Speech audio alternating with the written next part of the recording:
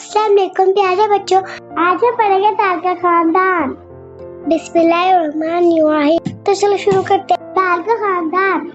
दाल के खानदान में 3 हरूफ होते हैं। आप भी मेरे साथ पढ़े। दाल, दाल, दाल। अब हम तस्वीरों के साथ पढ़ते हैं। सबसे पहले आता है दाल। दाल के ऊपर कोई नुक्ता नहीं होता। दाल द दड़क। दाल के बाद आता है दाल।